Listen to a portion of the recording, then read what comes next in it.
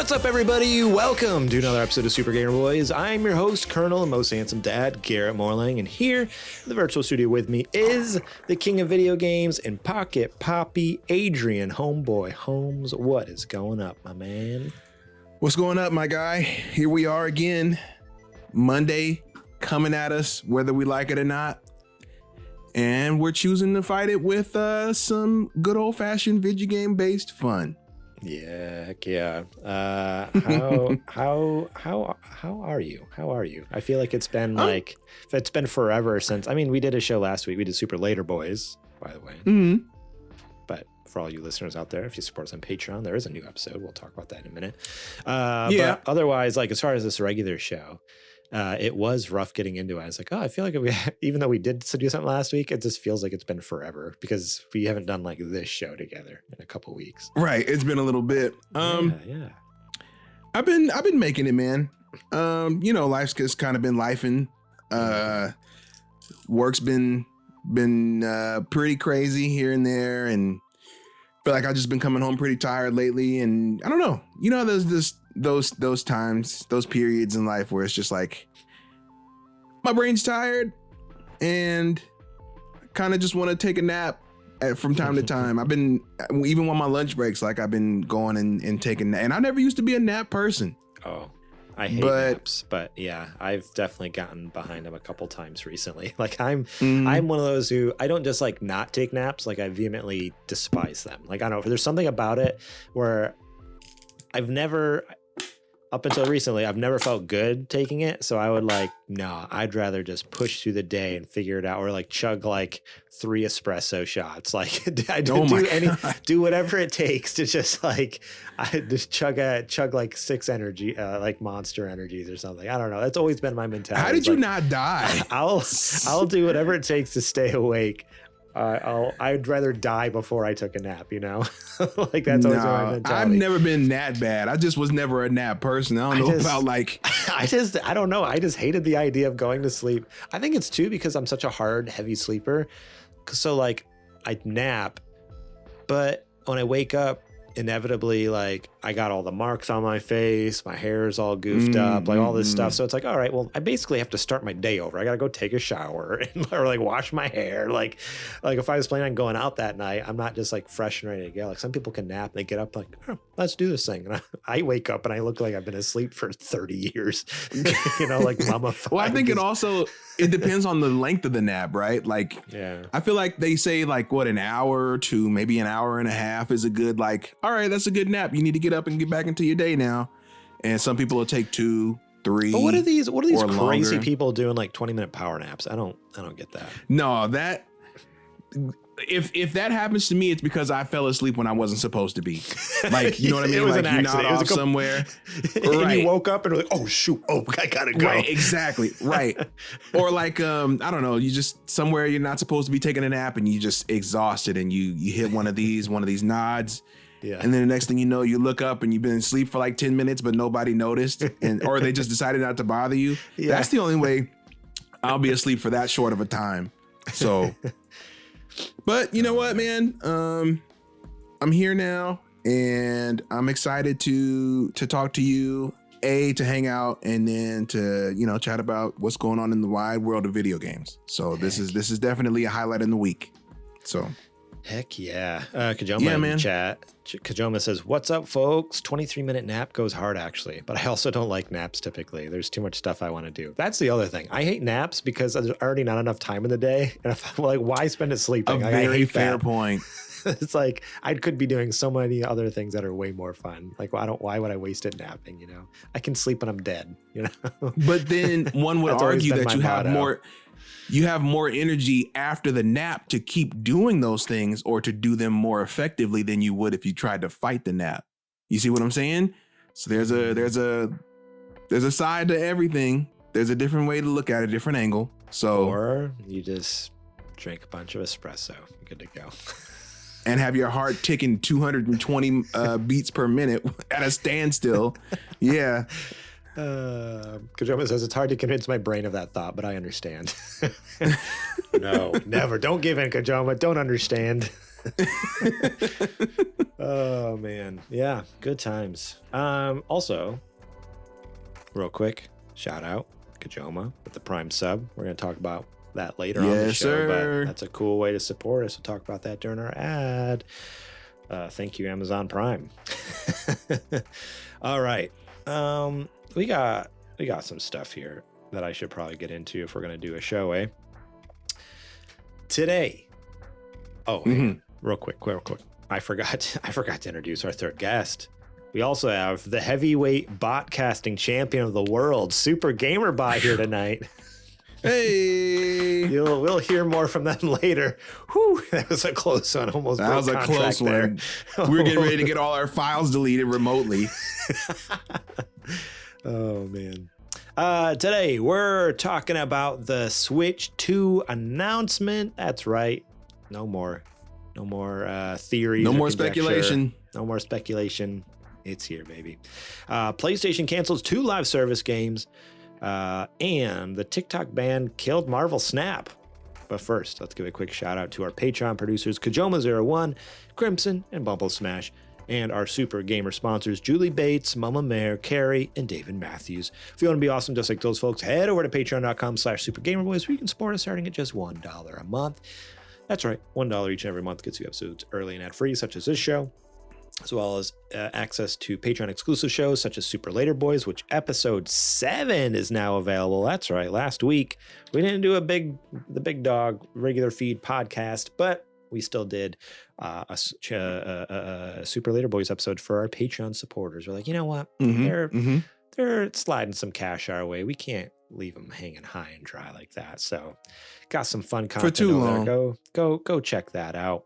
We'll talk more about our Patreon later on the show. I do want to give a huge shout out to Jack Sriracha, Yate, and DJ Trooz for allowing us to use their music on our show. As long as my Apple Music is working properly tonight, we should be listening to Jack Sriracha currently and Yate. It's a fun playlist I got there. So go check them out. Listen to them on Spotify. Listen to them on Apple Music. Show them some love. And real quick before you go, don't you think it's kind of crazy that we have the Dave Matthews as a supporter? Like, how does that happen? Every time I read David Matthews, that's immediately what I think of. Was he waiting on like a sound check and he was just like, what are some good podcasts I can listen to while I wait for to warm up with the DMB? You know what I mean? It's one thing to listen to us, and another thing to support us on Patreon as a sponsor. That's what I'm saying, right?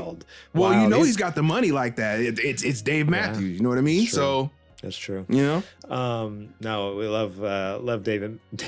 I love how formal it is too. David Matthews is not Dave. Well, that's what it shows on his license, and I'm sure he had to put it like that. So exactly, you know. Yeah.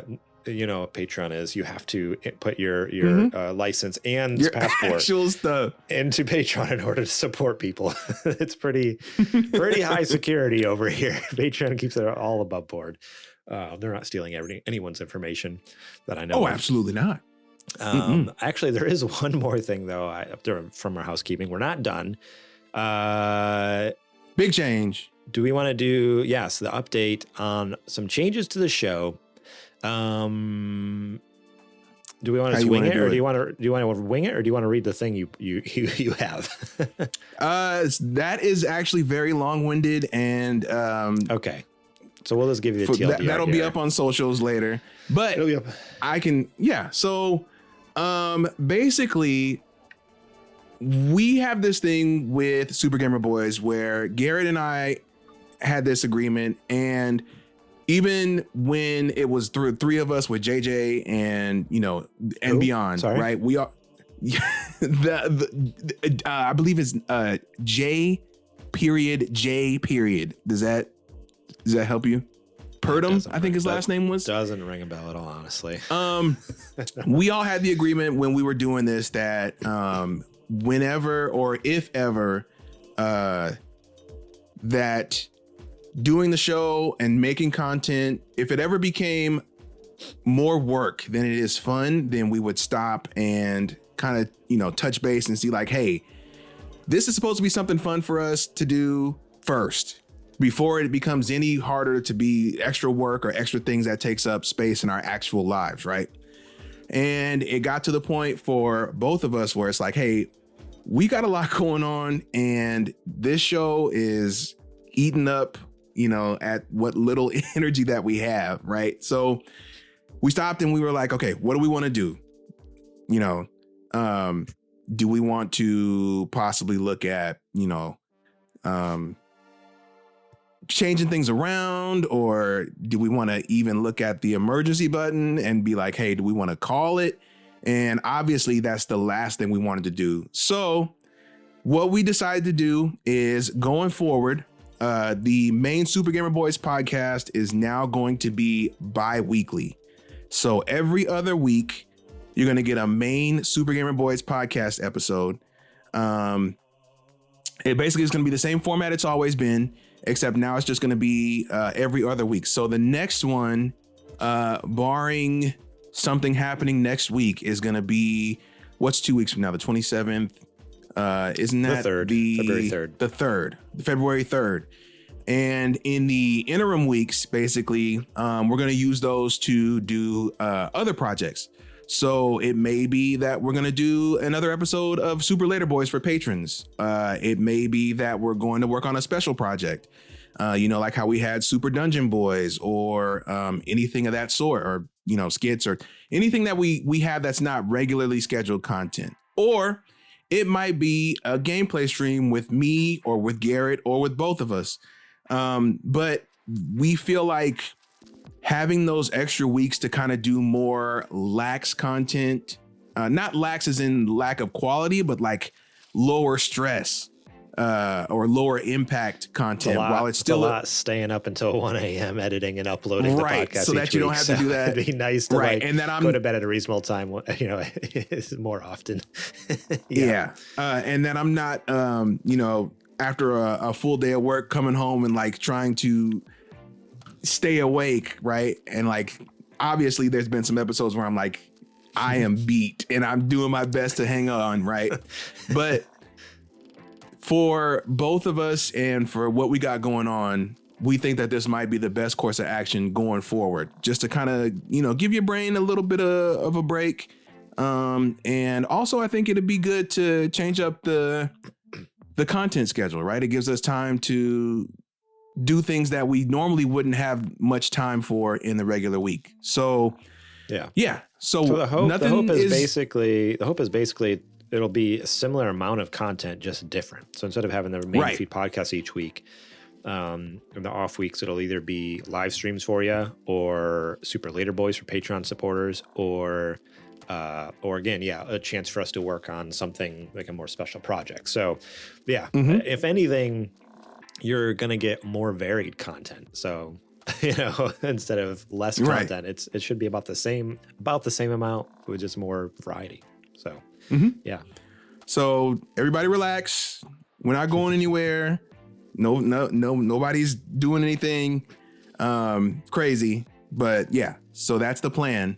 And if anything else were to change, or if there are going to be any more changes going forward, rest assured we'll let you know.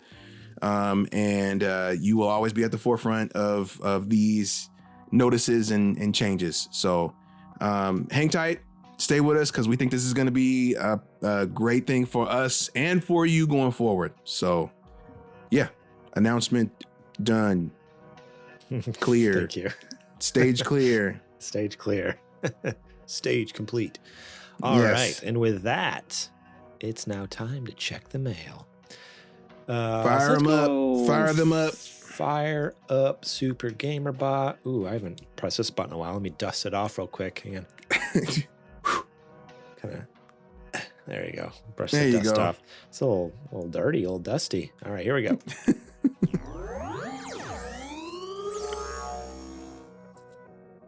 How's it hanging, Super Guy? You guys see the Switch 2? It's almost as powerful as I am. Anyway, let's read some questions, shall we? It's almost as powerful as I am. That's good. That's good. Did they call us Goober Gang? Yeah. Is that what I heard? Continuing on with that train, I think, it's interesting. Interesting choice. But yeah, you know what? That power plug is, it's right there unprotected, and they got a lot of nerve I mean, the last time we used them was the beginning of December as well. So, I mean, we've kind of neglected Super Gamer Pod. That's fair. Maybe. You know what? That's fair. I'll let that one slide. But they got so many. They only got so many chances left. I'm just saying. All right, Super Gamer Bot, give us that first question. Crimson asks, with the new redesign for Donkey Kong in the upcoming Mario Kart game happening, what are your favorite, least favorite character redesigns?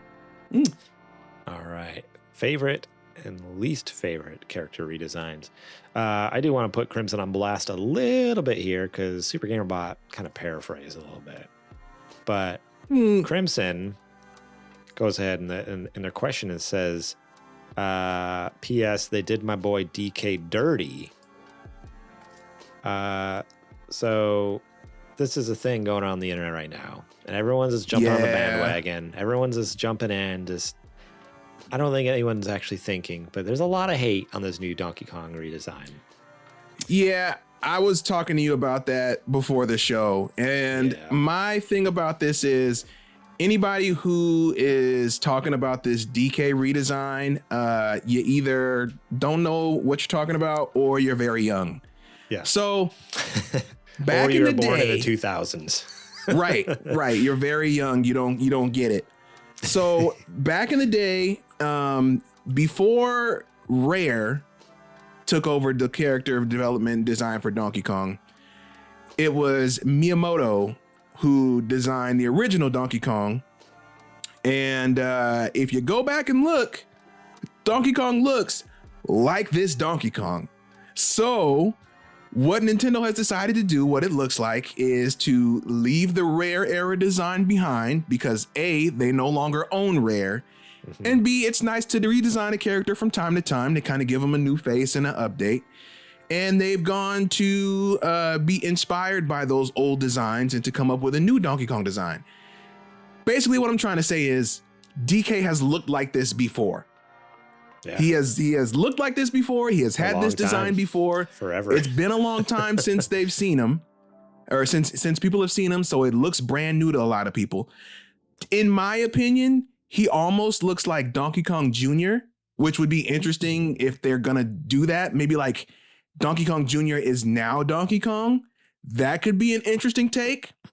Because if you look, Jr. is like, or this Donkey Kong is a completely different shade of brown than the Donkey Kong that we're used to. So maybe it could be a brand new Donkey Kong. Maybe this is Donkey Kong the third. Sorry. Let me rephrase that. So Donkey Kong that we know is Donkey Kong Jr. So maybe this is Donkey Kong the third, because Cranky Kong is Donkey Kong, and Donkey Kong from Donkey Kong Country is Donkey Kong Jr. And this could be Donkey Kong the third. Whoa, that just blew my mind. I never really thought about that, but that's yeah, that's how that works. So this could be Donkey Kong. This just could be Donkey Kong the third. How does aging work in the Mario universe? We don't know, because Mario looks the exact same. He should be an old man as well, but maybe somehow they don't age. But yes, the way that works, at least with the Rare timeline, is Cranky Kong is the Donkey Kong. So this could be Donkey Kong, but it's just Donkey Kong the third. But we'll find out when DK3? This Mario Kart comes out. Yeah, DK3. You never know. But I say all that to say, in a long-winded roundabout way, Donkey Kong has looked like this before. It's okay. You're having shock right now because it's a new design that was sprung on you and it doesn't look nearly anything like the DK you're used to. I get it. But give it some time to grow on you. And if it doesn't grow on you after a fair shake, fine. But we don't even really know what it is yet. You saw 6 seconds of it in the trailer. Like, I love how people are like losing their minds as like we saw just seconds of this. Like, we don't know anything at this point. Relax. You know? And then going into our topic, all in good fun, Crimson. All in good fun. Yeah, I said I was putting on blast. I feel like I feel like Crimson, you know, everybody who listens to us knows that we'd never go after you in a malicious manner. It's always been in good fun and jest. But to piggyback that or to segue that into the question, character designs that do suck, in my opinion, are the redesigns for Banjo and Kazooie in Nuts and Bolts. I hate that. Hate is a strong word. I greatly dislike the redesigns for Banjo and Kazooie in Banjo and Kazooie Nuts and Bolts. They change the color. They look really dull. And they have this boxy kind of design that they're motif that they're working with. Yep. And it just, they were trying to like Xboxify or like 360ify HD, make them like super realistic-y kind of, and it just did not translate at all. Was that the first one that they put out after Rare was bought by got Microsoft? Sold? Yeah. So they're just like, hey, trying to differentiate ourselves. This is Banjo Kazooie, but which they didn't have to do at all. Honestly, it probably would have done better if you just left them the way that they were. And all you had to do was take out the Nintendo logo and you would have been fine. You don't have to prove anything. It's the same character. Yeah, but I wonder if there was something weird connected with Nintendo in the design of the characters. Even though technically Rare owned the IP, I wonder if Nintendo had a weird thing where maybe they kind of had dibs on the design, or they helped with the design or something. So maybe they had to. They couldn't do that either, though, because Rare designed it. Rare owned the IP. Nobody at Nintendo actually did anything with, they just published it, really. Right. Rare developed the game, Rare designed the characters, Rare owns the IP. Nintendo didn't really have much to do outside of publishing the game. So I don't know how they could have told them that you can't do anything with these characters when you don't own anything about them, right? So the only thing I can think of, like you were saying, is this is we're at Xbox now. We gotta think of a new edgy design to show that we're not Nintendo-fied anymore, and ended up taking the soul out of the characters, essentially, in my opinion, to the designs we got now. So that's mine for redesigns I can't stand. So I was trying to figure out what my least favorite was. I'm like, I don't know. Most of them I'm pretty fine with, honestly. And I was scrolling through and I saw a picture of Chris Redfield from Resident Evil 5 to Resident Evil. Technically, the end of 7, he shows up, spoilers, but 8 is when he's more heavily featured. I'm like, what the, like, who? This is not the same guy at all. Him and his 12-inch neck. Yeah, you know what he looks like? He looks like freaking like Christian Bale out there or something. I don't know, or not Christian Bale. Oh shoot, I said the wrong name. No, what's Ben Affleck. That he looks like Ben Affleck with the dark, his Batman, like in his Batman suit. His Batman suit, like that's what he just is. Just a normal person, like he's not in a suit. He's just standing there in his leather jacket or whatever. I was not about that, and I know technically even like the Chris Redfield we saw in 5 was even a redesign from the original one in like the early games. But I don't know. I loved 5. Like that was my first experience with Resident Evil was 5 on 360. That's what kind of got me in the door. And I just love that, like both those characters. Was it Chris and I want to say Shiva. I don't know if that's right. Is that her name? Those are such fun characters. Like it was so like to me, like those are iconic with Resident Evil, which is funny because like Shiva never shows up again. Like like it's not like she's a mainstay character. Like most people are like, oh, Jill Valentine or whatever. Like all these like Leon. Like I didn't even know those characters. I'm like, who? What? No, it's Chris and Shiva. Yeah, so it was just like so wild to see him go from 5 to 8. It's like, what happened to my boy? What have they done to him? He's so wide. They gave him some of that HGH. It's like they went into Photoshop and just like stretched him widthwise and didn't. they didn't do a proportional stretch. They just like stretched him widthwise. Like, yep, perfect. Well, I mean, they had to make it believable that he could punch boulders. You know what I mean? Like he was doing in 6. So.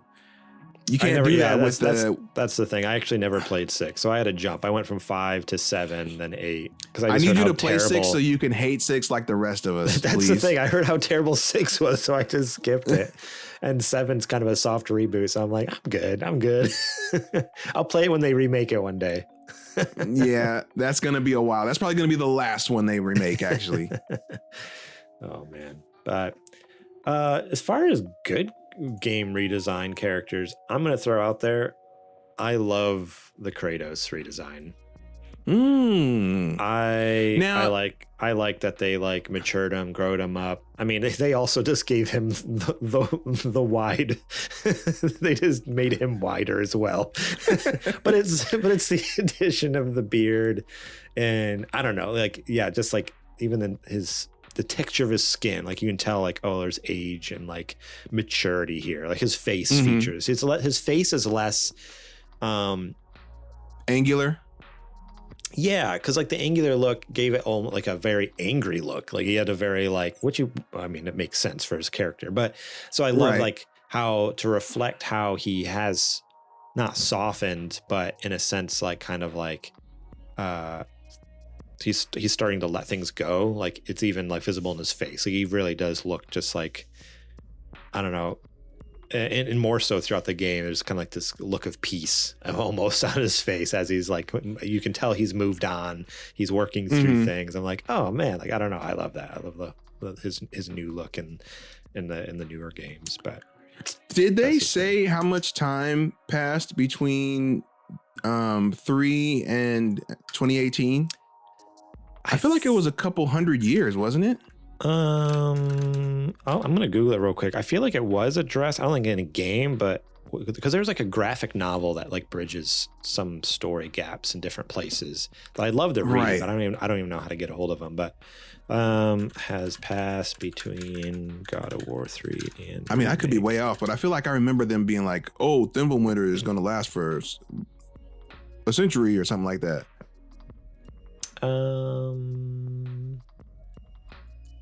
Okay, so according to Wikipedia, which is, the most reliable resource. Yeah, totally. It says at least 150 years. Okay, that's what I thought. So it's at least, but we don't know. It could be more. But yeah, at least 150 years between 3 and, the new 2018. One. On Reddit, someone says between 150 and 1,000 years. So 1,000? Apparently, yeah. According to this guy on Reddit, he says Corey Barlog said that it could be somewhere between 150 and 1,000 years. Interesting. I mean, it's not crazy because gods age at such a different rate. I mean, they don't. So they don't age, or they basically don't. That's kind of the thing with gods. Usually, is they don't. No, I mean they do. Right? Kratos is clearly older, but he's so not they do fully age, God, though. He's not fully God, though, right? Like he was a human that kind of like stole. Yeah, but Zeus is old. Yeah, that's true. That's true. So they have to age at some rate, maybe just not nearly like not even a fraction of what humans age at. So I guess it could be 1,000 years. That'd be interesting if it was, because imagine how much he's seen in 1,000 human years. And it would probably honestly take him that long to like even get to the emotional state that he's in now. Right. So you know what? 1,000 years might track. Might track. Yeah, Kratos is a good one. I like that. I saw someone else. Sorry, you haven't even got to share yours, but I just want to say, I just want to bring this up. I just feel like this doesn't count. I more want to bring it up because I feel like it doesn't count. I found somewhere where someone's like, oh, I love the redesign of Jack from Jak and Daxter to Jak 2, but it's like, that's not a redesign. He just like grew up. Like the whole point is he's like, isn't like a kid anymore. He's like kind of like growing up into more like, right? Or would you consider that a redesign? I mean, he is redesigned, but I mean, in my head, it's more of like a, which I guess that's the same for Kratos, but I don't know. So, I'm trying to think how to explain this without giving it away. But Jak 2 is a redesign, and it is for story reasons. I'll say that's true. I guess there is some things happen to Jak between the first and the second game that do cause his redesign, and it is a mutation based on things that happen to him. And we'll leave it at that. So because you should play the games because they're really good. They're phenomenal. They're really good. Yeah. Okay. Yeah. So I guess I'd say it's a redesign. Yeah. All right. What is your favorite? What's one of your top favorite redesigns then?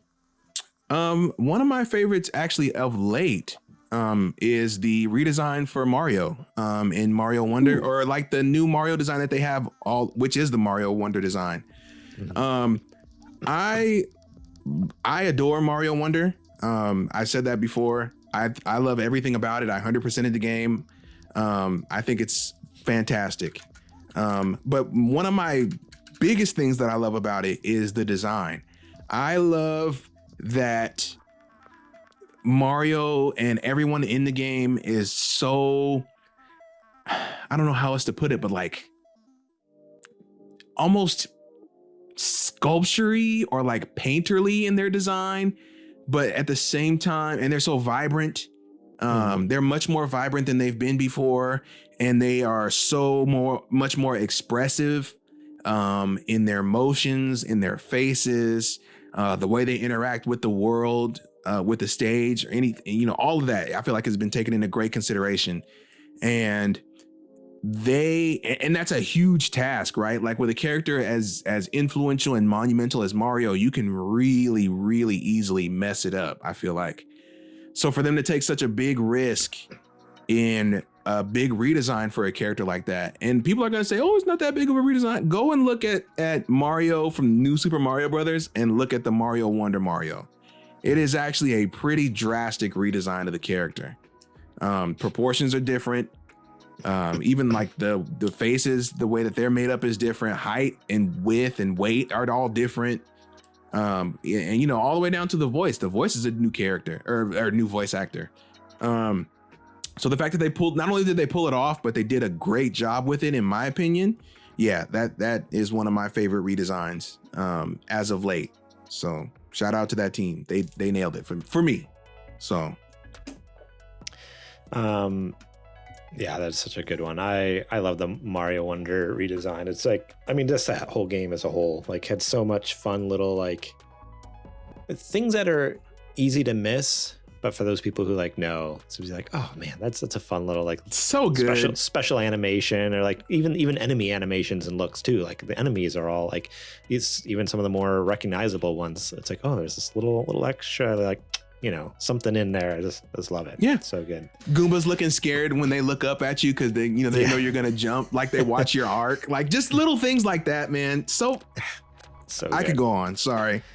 Sorry, I got a little distracted at one point because I Googled his Cranky Kong, the original Donkey Kong, because I not that I doubted you, but I was just curious.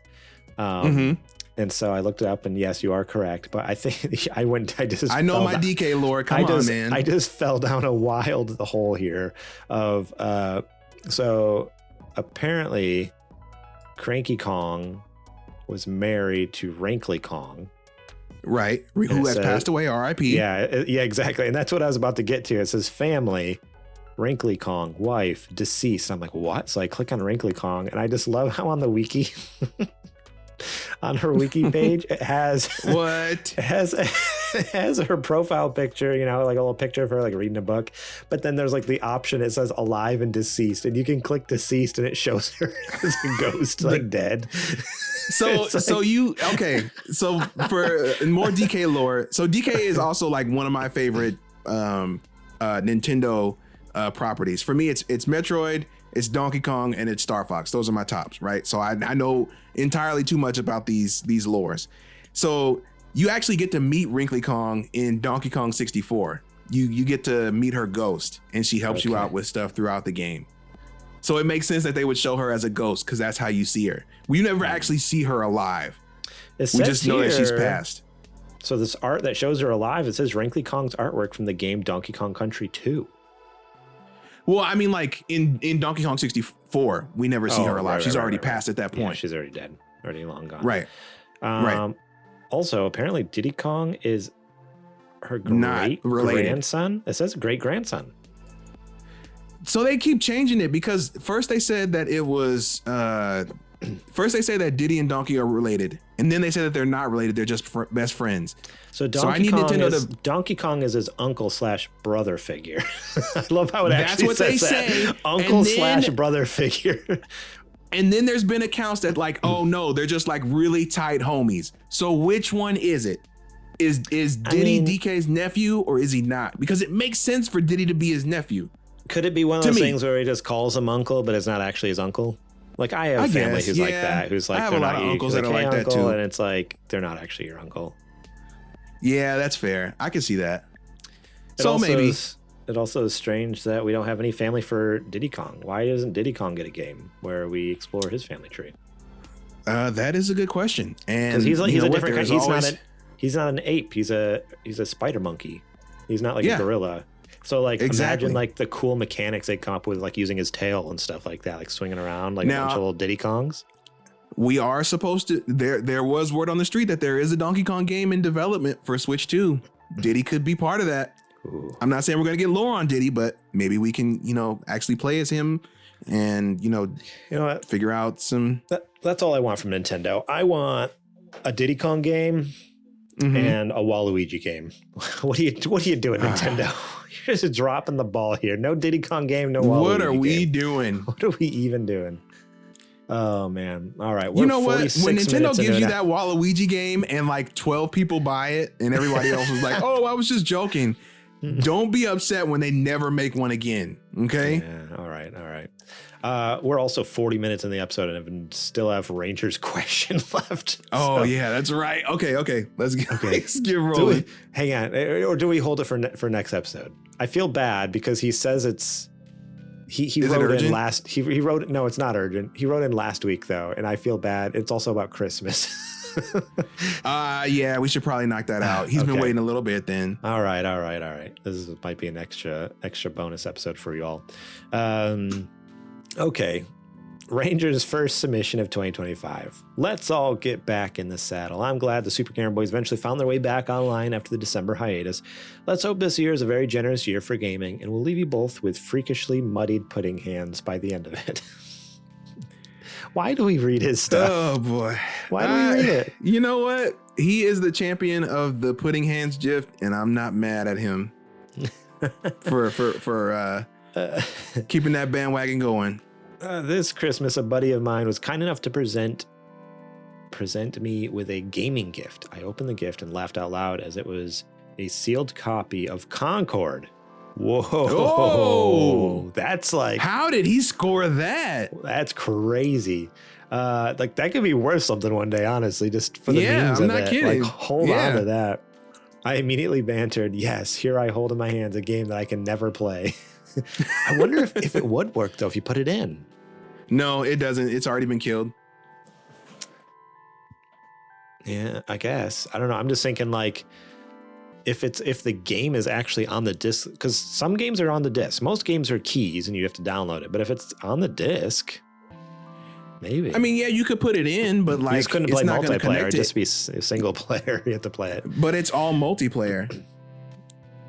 So you wouldn't be able to play anything. You get to the menu and then you want to go into the game. Maybe there's like a practice range you could go to, but other than that, there's nothing to play. Oh, I just thought it's a multiplayer shooter.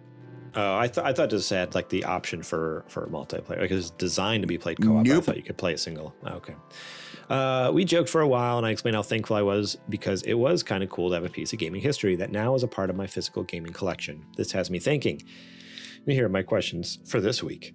Have you boys ever received a gaming gift that meant a lot to you at the time that you still remember to this day? I'll always remember the Christmas I got the NES Power Pad. Awesome. Question 2. I didn't know you were that old, Ranger. Did you treat yourself to any holiday or post-holiday game purchases? I was getting a lot of pressure to play the new Call of Duty Black Ops 6 campaign, so I picked it up on holiday sale. I really enjoyed this one mission that has an open world map of Iraq. I completed all the optional objectives, looting, enemy encampments, etc. I would be down for an open world Call of Duty game. And 3, if you had your choice and could pick any gaming artifact to include in your home collection, what would it be? For example, if I could pick my own artifact gift, I have always thought it would be funny to have the original NES's Rob, robotic operating buddy, on my desk at home, or perhaps Pharrell's custom-ordered 14K gold PSP plates he had commissioned to replace the plastic ones. Note, they are now owned by Drake, apparently. P.S. Dexter Original Sin is much better than I ever expected to be. I mean, off the bat, Ranger, you can find a Rob on eBay. That's not like an impossibility. You can find a Rob pretty easily on eBay, actually. Especially if you don't care about it being like in box. Like you mentioned, like you love to have it on your desk. I feel like you could find one pretty easily. Like I'm pretty sure there's a Rob or two floating around out there. But anyway, let me see here. Right here, Nintendo NES Rob buddy, no accessories, so you don't get any accessories with it. Untested for $50. Oh, see, there you go. And then right here, don't let your dreams be dreams. Right here, accessory Rob stack up NES parts and accessories block replacement for $20. So for under less than $100, you could have Rob and accessories. Look at that. Or you could pay $15 and get Rob the Robot amiibo. Yeah, I mean, you technically have a Rob on your desk. You technically have a Rob on your desk. Let's see. Did I treat myself to anything over the holiday break as far as game purchases? Yeah, that's question 2. You can answer that one.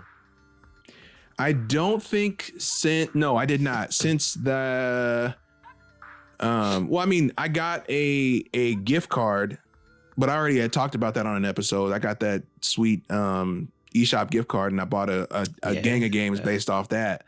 Mm-hmm. But that was like the only game purchases that I made during our winter break. So nothing else outside of that. But let me see, an item that I would want if I didn't have to worry about the price. So the first question was, what's a gaming gift that meant a lot to you and you still remember? The second one was the games. Did you treat yourself? And the third question is a gaming artifact you would like. Oh, that's an easy one. My Game Boy Color / Pokemon Blue combo from Costco that I got for Christmas. I think it was Christmas of 99. Was it 99? Whenever the Game Boy Color came out, I got a purple Game Boy Color and I got a copy of, no, I'm sorry. I'm thinking of that incorrectly. It was my Game Boy Pocket and Pokemon Blue that I got as a combo pack, if I'm not mistaken. It was 90, whatever year, 96 or 97, I think that Pokemon came out. Game Boy Color. Oh, Game Boy. Okay, you're talking about Game Boy Pocket. I was going to say Game Boy Color came out in 98, but Count Pocket came out before that. Yeah. So, because I got Pokemon the year that it came out. And I think it was in that Costco pack. So it was my red, which I still have to this day, my red Game Boy Pocket and a copy of Pokemon Blue, all in like the Costco used to, I don't know if they still do. They do the shrink wrap, or not shrink wrap, like a plastic thing that both of them come in. And I got that for Christmas the year that Pokemon came out. And that set me on a path to sitting here with you today, good sir. So not set me on a path, but kept me on a path. I was already on it. Yeah, for me, that's probably one of my most memorable things, other than the Crash Bandicoot story that I've told 100 times. Crash Bandicoot 2. In the snow. In the snow. Yeah, getting the Game Boy Color is probably 98 or 99. It was probably 99. I don't think it was the first year it came out. It might have been the next year. So 99, getting the Atomic Purple one. So that was the clear, like the see-through purple, not the solid purple. But mine was solid. Yeah, so mine was like the clear see-through purple Game Boy Color with I mean, I already had some Game Boy games because I had played my mom, her childhood Game Boy, her original one. Like that was kind of like my daily driver until I got the Color. So I'm trying to remember what games I got. Like I think I mainly just played whatever she had. But no, I got something. I think I got a Pokemon. I think I got Pokemon Yellow. That's when I got Yellow. Right. So I know that I would got track. Yellow. I got Yellow Edition at one point. So, so Game Boy Color, Atomic Purple, Pokemon Yellow. Got it from my my grandma and grandpa. I remember opening it up and just being like stoked out of my mind. Like it was like, yep. Because all my cousins like had Game Boys, had Pokemon. I think at that point, like I already had the cards and stuff. I was into Pokemon, just didn't have the games.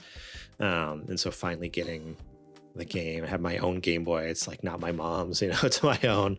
Oh, it was so Nobody bother me for the rest of the day. Yeah. I have things to do. I am busy. Right. Did I treat myself to? Yes, I did. I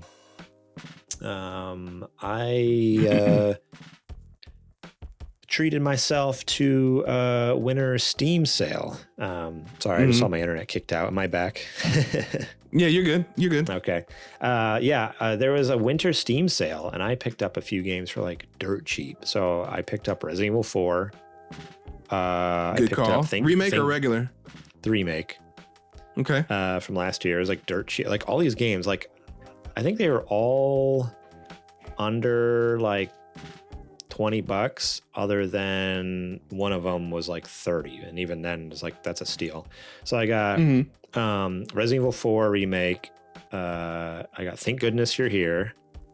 I got Billionaire, which is like this pachinko kind of style game that's really fun. I don't know.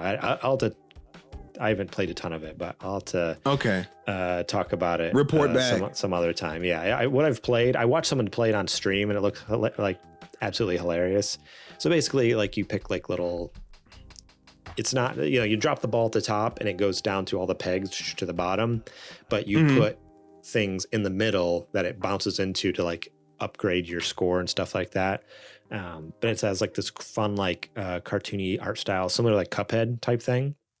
So think of like Cuphead type art style, but it's a pachinko game where you put these silly little cartoon characters in the way of the ball to like do stupid little power ups or like get bonus points, and you're trying to rack up points to appease some pachinko gods or whatever. It's really fun. It's actually really cool. Okay. But yeah, so I got Resident Evil 4 remake, Thank Goodness You're Here, Billionaire, and Hogwarts Legacy. I wasn't planning on picking that up because I'm not a Harry Potter fan at all, but I've heard incredible things, and when I saw the price, I'm like, I can't pass that up. What was it, like $10?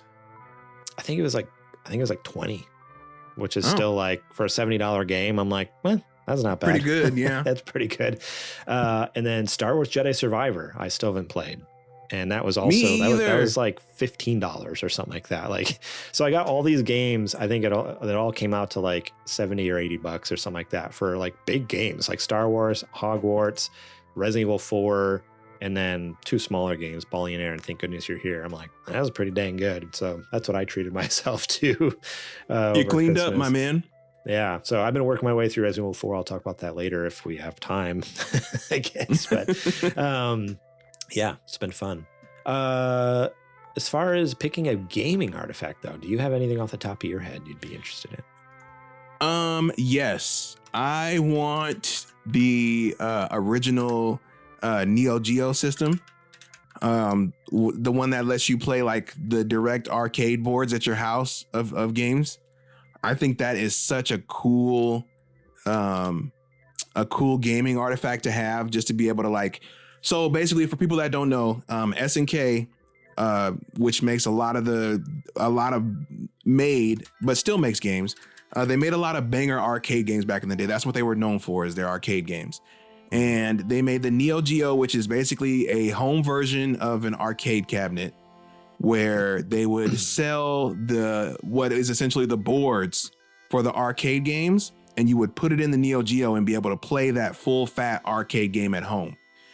Now, the thing is, the Neo Geo wasn't essentially long-lived, because even back in the day when it came out, it was stupid expensive to even get the unit. It would have been, I think, oh God, maybe like somewhere around like $700, I think, in today's money, just to get the console. And then you had to factor in the game prices on top of that, which were more expensive than anything else because it wasn't a cartridge. It wasn't a disc. It was like an arcade board. And if I had, no worry about cost, I would get that and the library for it. Because I think that is so cool to be able to play. We didn't get anything like that again to where it can emulate arcade hardware 1-to-1 until the Dreamcast. Because the Dreamcast has a special version of their arcade board that they used to use during that time. And that's why we got like 1-to-1 Crazy Taxi ports or 1-to-1 Soul Calibur ports or anything like that, is because Sega used a board called the Naomi, and it was essentially the same thing that they used in arcades. So that was such a cool concept to see SMK try to do. And unfortunately, obviously, it didn't last long because who has money to pay like that except extremely rich people with very spoiled children who honestly probably didn't really care about it like that.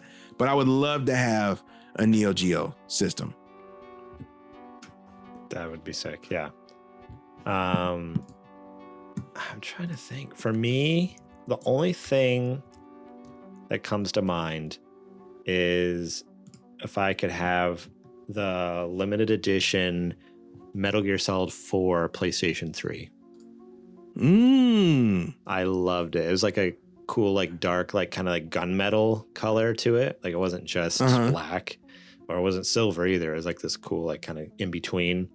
But if I remember right, I think it came with like a book, like a little booklet that had like kind of some like artwork and behind the scenes stuff of like Metal Gear Solid 4, which I'm sure you could find that booklet on eBay somewhere, someone selling it for cheap, or even a PDF of it online. But I don't know, it'd be so sick to have like a nice like clean console, like clean, looking Metal Gear Solid 4, because I think it had like the symbol on it too, some like some Japanese symbol that they used a lot in Metal Gear Solid 4. Like it's seen a couple times in the game.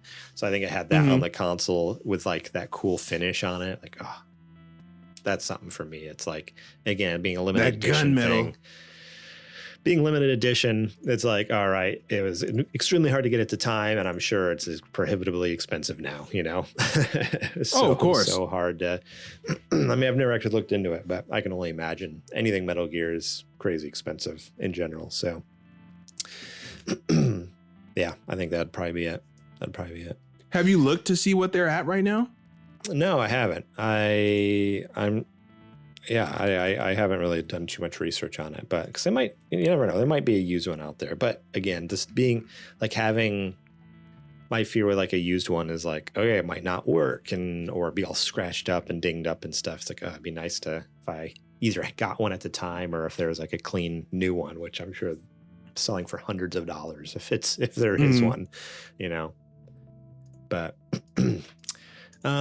cool. Well, I think that is it for the mailbag, an hour into the show here. So we're going to move on to the news stories here. Maybe we'll, what do you think? Should we cut one? We can kick the third one. Okay. So Marvel Snap disappeared. Now it's back. Yeah, somehow it got caught in the crossfire of the TikTok ban, but here we are. It's back. Anyways, it's now time for the nerdy nudes. It's now time for the nerdy nudes. Alrighty then. This first news story comes to us from Matt Kim over at IGN. And I kind of like this headline here, so I'm going to read it. Really, this section is going to be more about our thoughts. We're not going to stick just to an article, but I figure this is a good jumping off point. Kind of give us some bullet points, and then we can discuss. But their headline over at IGN was Switch 2's big twist is that it plays it safe, and that's 100% the right move. This is according to Matt Kim over there. It's finally here. After months of rumors, Nintendo has officially announced the Switch 2, and perhaps the biggest surprise is how unsurprising it is.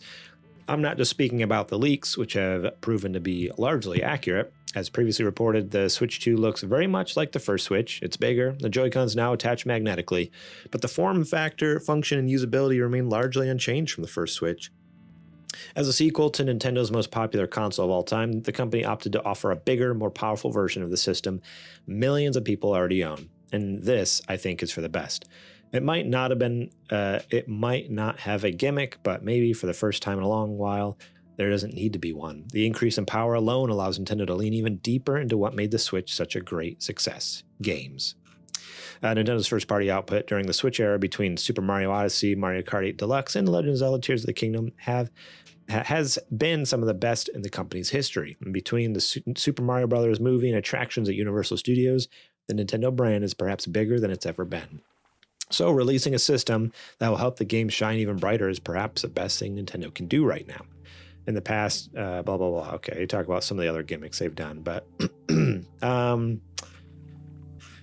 yeah, so that's about it. This is a long article, but it's good to going on and on comparing to previous consoles, which we don't need to do at the moment here. But Adrian, you saw the announcement trailer, correct? Sure did.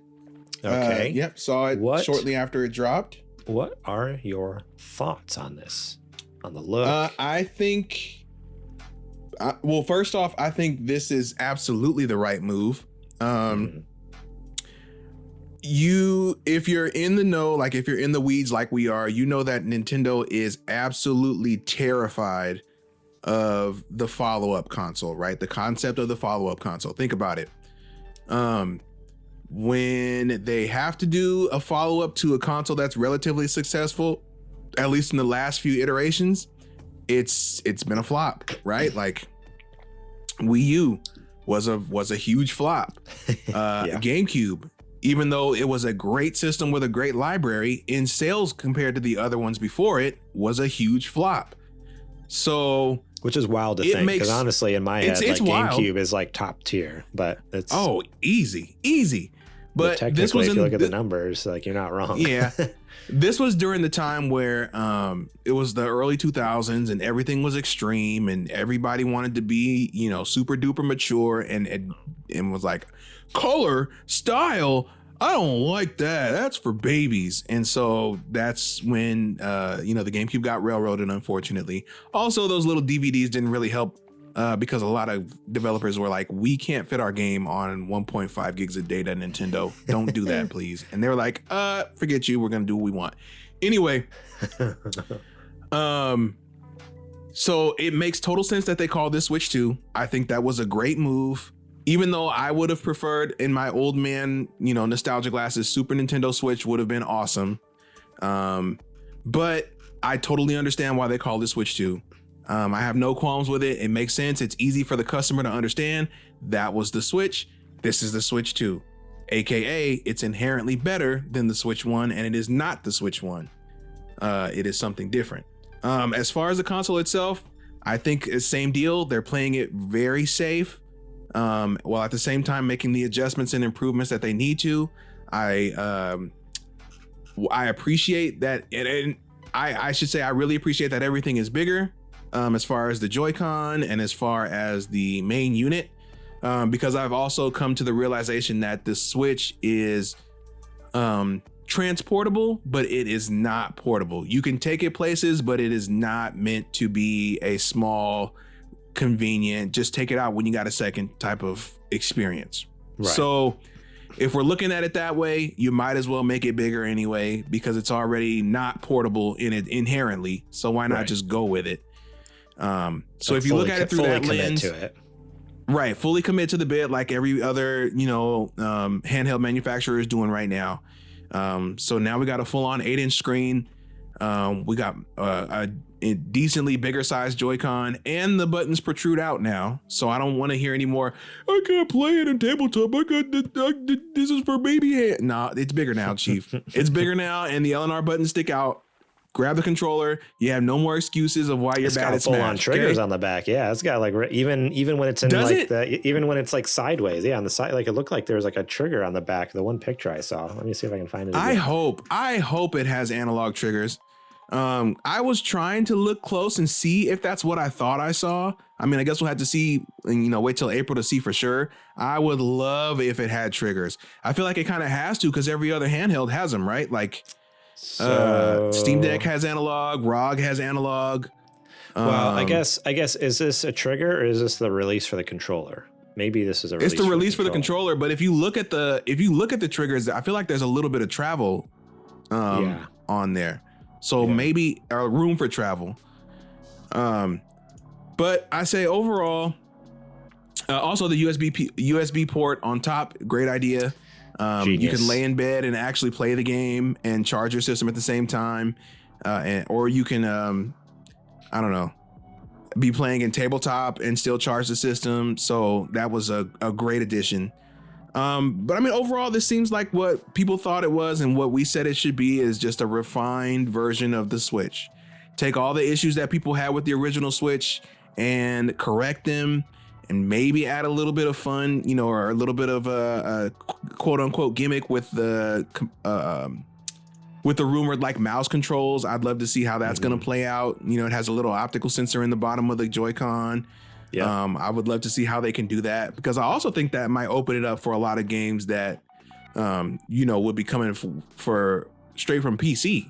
Yeah. So maybe totally. Like a lot of those games where you can only control with a mouse, they can make Switch ports now. More like indie games that, a lot of indie devs just throw it up on PC because it's quick and easy. It's like, okay, I can start bringing stuff over to Switch now. What do you think the little extra button thing underneath the home button is? Do you think I've heard speculation it's a C button? I've heard speculation it's an actual like little touchpad. Apparently on the some new handheld gaming like competitor to the Steam Deck has like a touchpad that's like mini, similar to that. Like it's a small, but it's like it's a trackpad for like use a mouse basically, but with your thumb. I think it's way too small for it to be a trackpad, especially if you wanted to use in games for movement, because it looks like it's the same size as the home button, which is, if you look at your Joy-Con now, relatively small compared to the rest of the buttons. So unless you're gonna like, maybe it's the center of a surface area that you can use to try to do mouse controls, I could see that. But I do think it's a button. And I think, in my opinion, somebody had a good theory that it is a share button, but not the same way as or I guess the other button's not a share, it's more of a record, but this one is a share button, and that Nintendo is going to try to take another crack at a social service like oh my God, Miiverse. They're going to do an updated version of that to where you can share your gameplay streams, or you can share your captures, or go on, different forums and post and, find out different things like that. They're going to bring that back. Yeah. And so that's going to be a button that you can click to, or press to, immediately go and share your stuff, or you just press it in general and it'll take you to that application. And I think that'd be interesting. Especially in this, it would be something that sets them apart from everybody else, right? Like Steam doesn't have, I mean, I guess they kind of do in their own way, their own, straight up built-in service like that, do they? I mean, they have I know they have forums, right? But like, is it as inherently tied as this would be with the Switch? They do, but it's not intuitive. There is a whole thing in Steam to be able to like share screenshots and videos and all this stuff, but it's never been at least not for me. I've never been able to figure it out. So, right. Yeah. To have something that's actually just like quick and easy would be nice. Yeah. And I've seen the theories that it's a cast button. So like you can cast or you connect to the dock and then it'll wirelessly send the signal to the dock to put video up on the TV. That's interesting.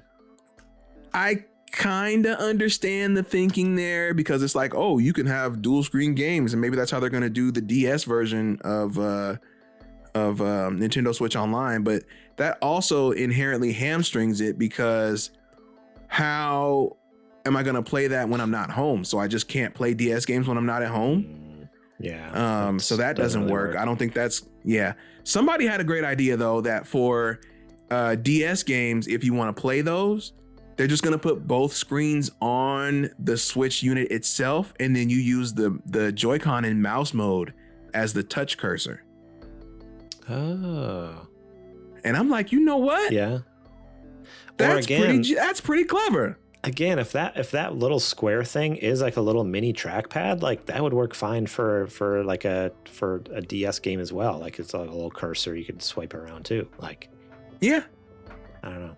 So I mean, we don't know anything, and you know, I'm excited to see what's coming in April, so we can finally have a firm grasp on what it is. But I dig what we've seen so far. So yeah. I like the design of it. I'm excited about more Mario Kart. I love that's how they demoed it, is just Mario Kart running in the background, like not playing Mario Kart, but it's just running, and like, you know, it's just kind of funny. It's just on. Stoked for that. Apparently, what are people talking about? There's like slots for like 20 some people to be racing. Like, are they going to bring like 24 person Mario Kart race? They better. Can you imagine? Somebody said, can you imagine a 24 player baby park? 200 cc. God. Oh my God. I would quit. If I was playing online with somebody and it randomly selected baby park, I would not race in that race. Because it's already crazy with 12 people. Now you want to double that? No, I'm good. They have plans for so the Nintendo Switch 2 Direct is happening April 2nd, 2025. We're obviously going to get more details, pricing, an official release date, but and they've announced hands-on events across the world, which me and Adrian put our hat in the ring, try to get into the LA one. Let's see if we let's hope. Ooh, that'd be so sick. I feel like we got good odds. At least one of us has to get in there. You know what I mean? Yeah. Yeah. Yeah, this is overall I'm pretty stoked about it. I'm excited about this new console. I will be honest though, I don't know if I'm day one sold. Like this is one of those things where I am feeling oh yeah, I definitely will need to upgrade. Like I will want to upgrade. But until we see more until April 2nd, basically at this point, or until I'm able to get my hands on one in LA, I'm really feeling like I don't know if it needs to be an immediate upgrade. I don't know. In the past, it was like when the Switch came out, like I got that at launch when I don't know, with a lot of things for me, it usually is like yep, okay, I'm gonna get this day one. But I guess with the PS5, I waited a while. Like with the PS5, I waited. But like before that, I was always more of like a day one kind of guy. So I don't know. It's a newer, more mature me. I'm kind of feeling like maybe I don't need to upgrade right away. But of course, all it takes is like one killer game that's coming out, or like a sweet feature that like, even if it just makes old games run better, I'd be like, okay, yep, no, sorry, I got to get this. You know, I got to figure this out. Oh, dude, a 1080 60 Breath of the Wild. Oh, yes, 100%, something like that. But at this point, we don't have any information like that. So I don't know. I don't want that to sound negative. Like I'm not excited about this. No. I'm stoked for it. But I'm also like, oh, you know what? Like this might be something if it ends up coming out in like fall, like okay, I'll wait until maybe the spring to pick it up if there's nothing like major coming out initially. But I don't know. We'll see. We shall see. What about you? Are you feeling day one on this? Absolutely. They have more than proven their track record with the Switch. And if this is just going to be more of a good thing for me, then I have no doubt about it. You know, and I've been burned, right? Like I got a Wii U, and while the software library was good, the console itself was the real thing that held that generation back, right? It was just not well communicated. It took forever to open anything on there, all the way up until its dying day, and the user base was just not there. So a lot of third parties abandoned it. I think they don't have anything to worry about. I would pray that they understand that they're not going to have the same level of success with the Switch 2 as they are with the first one, because the first one was such a phenomenon and we didn't have anything like that before. And now it's basically, you know, the norm to have that form factor of a system. If you want to take something portably, right? There's other alternatives out there now. So Switch 2 might end up doing a little over half of what the first Switch did, and they have to be okay with that, so I hope that they're adjusting their projections accordingly, which I'm sure they are. Nintendo's not stupid, right? Like, they can read market trends and data and things, see how things change over years. I think it's going to be successful. And I think, like I said, because of the success of the first one for me, I have no problem jumping in at the forefront like I did. I took a gamble on this on Switch because Wii U was, for all, intents and purposes, a terrible generation. Yeah. And I had a gut feeling and I took a gamble and I'm like, no, this is it. This is the one. I think Nintendo figured it out. And I was handsomely rewarded for that. So, 100%. Sometimes you're going to have to gamble. Sometimes you win. Sometimes you lose. I got a big win last time. Hoping for another one this time. Heck yeah. Sounds good. Yeah. I'm excited for it. Excited to hear more about it and see what this baby can actually do. I think that's what I'm most excited about. Is like, all right, we know it's going to be more powerful, but what does that actually look like? So until we see some actual tech specs here, I'm just on the edge, just waiting. We'll find out. Just give me the reason. Just give me a reason. I'll buy it. Just give me a reason. If we get into that event, you'll walk away with a reason. I feel like I know at least one. That's my fears. If I go, it's going to be like, and I'm buying this. When you're exposed to that Switch 2 in-person propaganda, oh yeah. The one thing I do want to bring up real quick, because we didn't really touch on it, but before we move on to the next story, I want to talk about it, is I just had the trailer actually running in the background. There is the statement that it plays Nintendo Switch 2 exclusive games as well as Nintendo Switch games. And then there's an asterisk. Nintendo Switch 2 plays both physical and digital Nintendo Switch games. Certain Nintendo Switch games may not be supported on or fully compatible with the Nintendo Switch 2. Details will be shared on the Nintendo website at a later date. It's just Labo. That's literally it. It's just Labo. I know so. What other game can't work? Oh, I'm sorry. It's Labo and Ring Fit. Anything that has an accessory that has to fit original Switch proportions is not going to work. And those are the only things that had it. I was going to say it also doesn't have an infrared sensor, an IR sensor. It has an optical sensor like a mouse, but just so anything else that uses an IR sensor, it probably won't work with as well. So unless I thought I saw something like a shape on the bottom that they're still there, but maybe I wasn't looking correctly in the trailer. Of the Joy-Cons. Uh-huh. Not that I've noticed. I don't think there's anything, but I mean, I don't think the list is very long for games that need the IR sensor. That actually used it, maybe like 3 or 4. Like, I feel like someone mentioned like 1-2 Switch, or like oh no, we're gonna lose 1-2 Switch.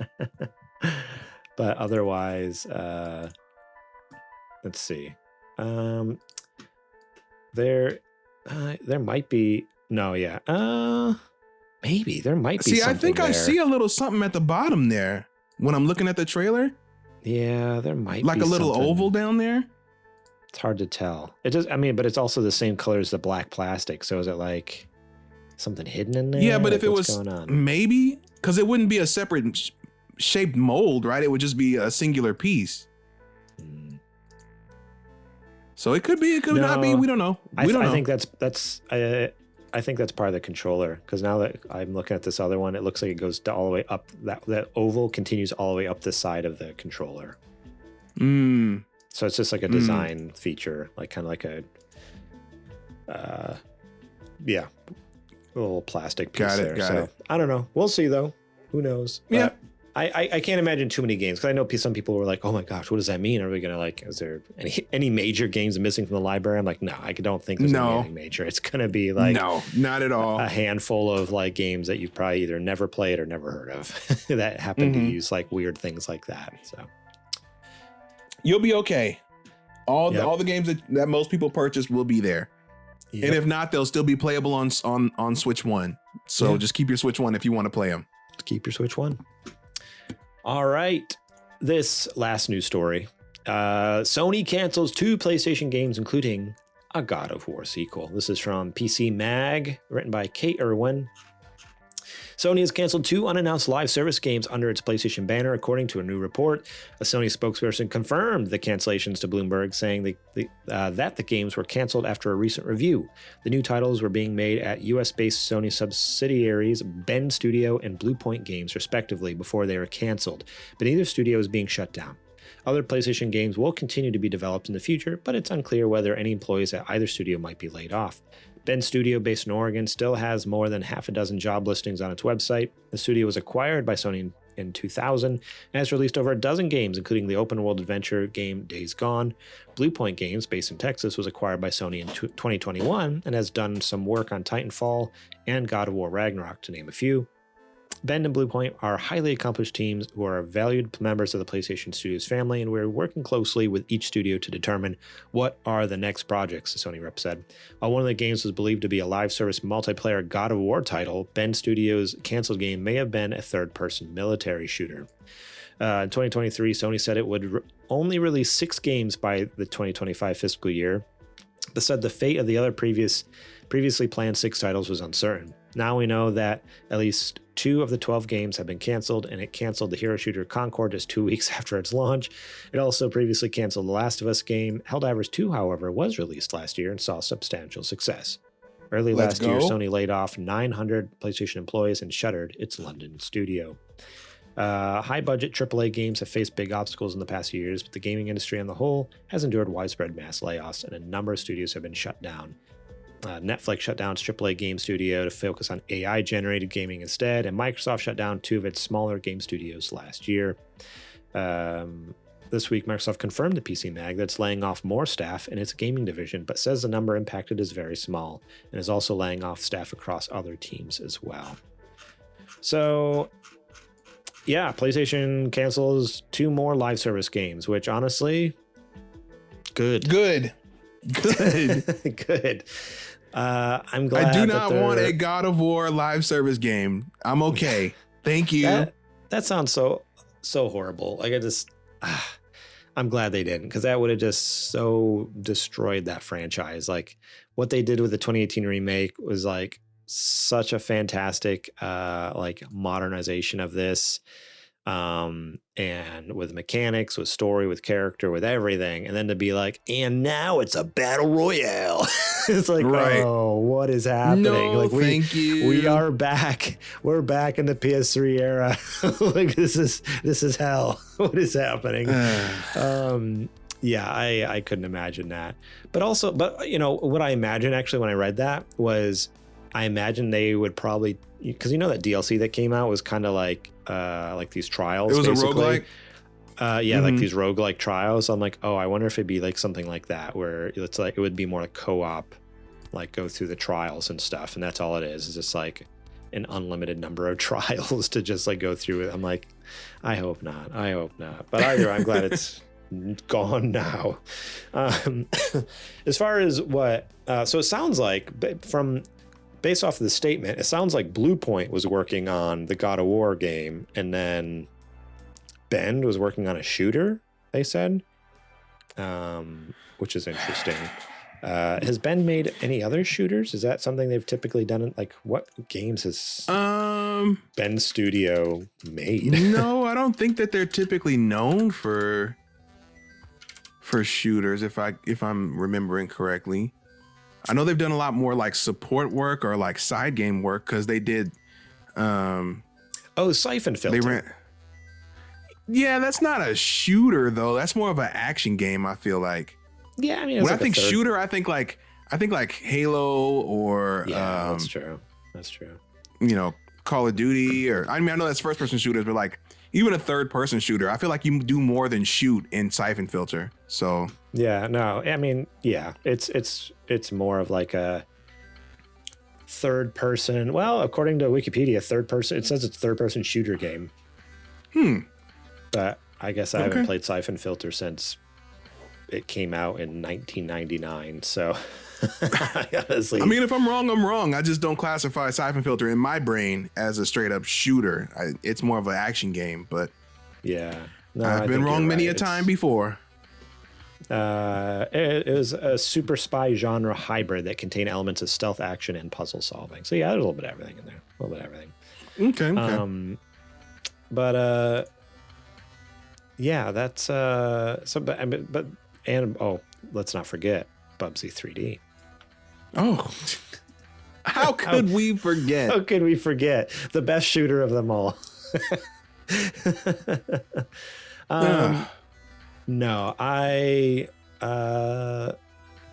guess what I'm on one hand, it's like I am worried about layoffs within PlayStation. Like, it's always a fear. It's like, okay, things get canceled, people are going to lay off. But man, I'm at the same time, I'm so happy that they just realized that, hey, we shouldn't just put things out just to put them out. Like, let's make sure they're actually good quality, right? I hope that's what their conversation was that they realized the quality was going to be bad and not just a money argument. Because I don't know. It's just, they've been on this run recently where it's just like games are just fine. I don't know. Or just not coming out at all. It's like they're either just fine or just not coming out at all. Like, I can't even remember the last PlayStation game where I was just like, oh man, like, just so stoked about. Like, I still haven't even played Spider-Man 2. And that game was actually good from what I heard. I just never got around to playing it. But it's just like, I don't know. I've just been so down on PlayStation for a while. It's just like, oh man, it's just hard to get into any of their stuff recently. But yeah. So for me, it's like, it's bittersweet, because on one hand, it's like, oh, I hope people don't get laid off. But on the other hand, I'm like, I'm glad they're maybe starting to get back in the swing of like good PlayStation quality, you know, and not just making things to make money, you know, the cash grabs that don't work out. You know, they've realized with Concord, oh, obviously, you know, we can try to go for a cash grab, but people are catching on to our shenanigans and they're just not going to support it. You mean we can't make a game from a trend that's 6 years old already? Yeah. For $250 million and not make it back immediately? Exactly.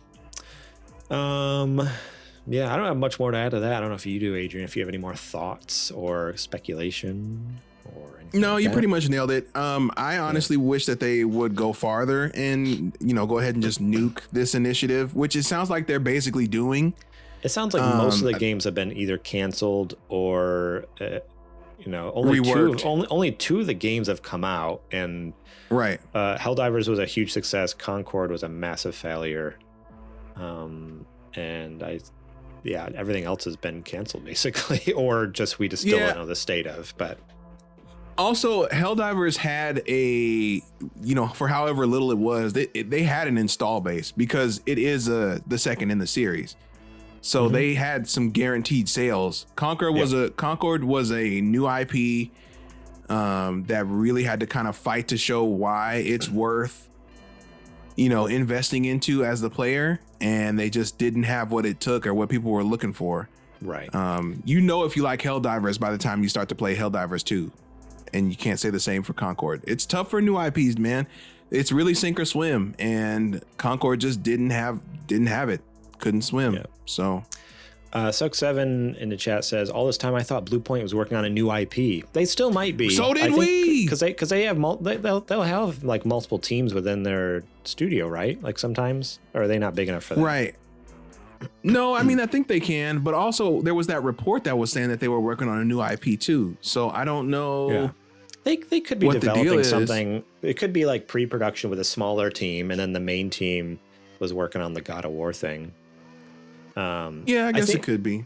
Initially, the God of War thing seemed kind of weird to me. Like, why would Bluepoint work on that? But now that I'm reading the article here, I notice it does say that they did some work on God of War Ragnarok. So it's like, okay, they would have assets and stuff like they worked with on God of War Ragnarok a bit. So that would make sense for them to do a spin-off or something. But yeah, that if Bluepoint's working on something, I imagine it's like they have separate teams within the studio, and like one was working on this and then another one was working on a new IP, because there's been way too many rumors about a new IP coming from them for it not to be true. I feel like, right? Like, it'd be wild. There's fire right there where there's smoke. Yeah, so there's got to be something going on over there, even if it's still in pre-production after all these years. But I'd be shocked if it's that, but you never know. Speaking of PlayStation Studios, do we know, and maybe we have already heard something, or maybe there was a preview and I forgot. Do we know if, and if so, what Media Molecule is doing right now. Are they making a game right now?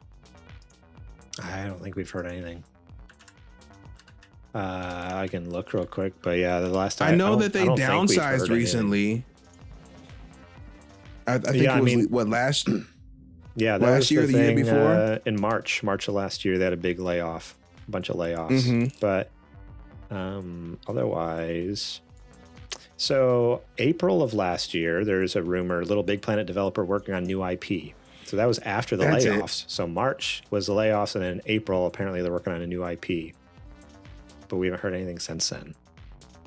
So I hope they get to actually release it, because the streets need some new media molecule creativity ASAP.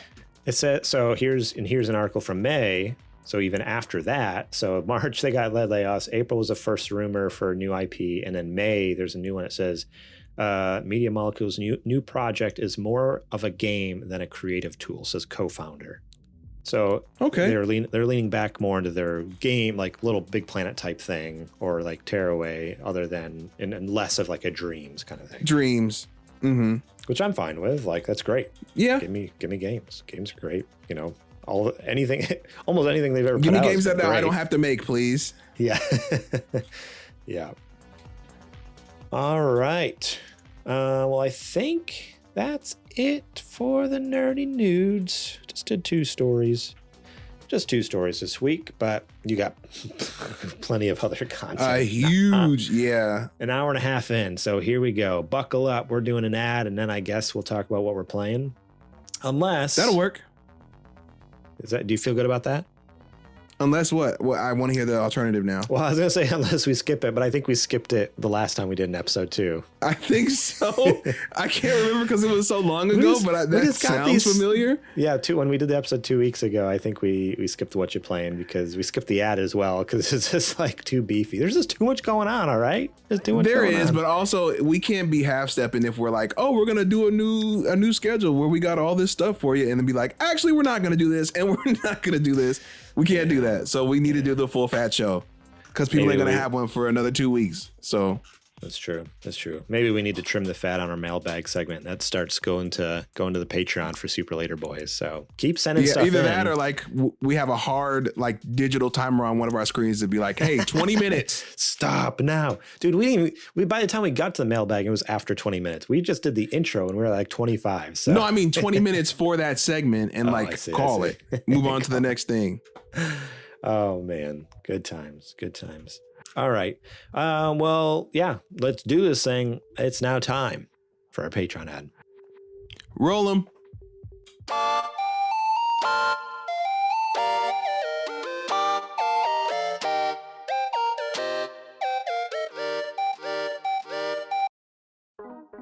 This is the part of the show where I tell you to go over to patreon.com/supergamerboys and support us over there starting at just $1 a month. That's right, $1 each and every month gets you episodes early and ad-free, such as this show, as well as access to our Patreon exclusive shows like Super Later Boys. Episode 7's out now. That's right. So go, if you support us over there, go check it out. If not, it's only $1. You can get in there and listen to our 7 episodes of Super Later Boys, plus our entire catalog ad-free, whether it's this show, Super Dungeon Boys, Super Gamer Book Club, it's all over there. Season 1 of Super Gamer Book Club is only available there, hosted by prior host Zetch Keenan.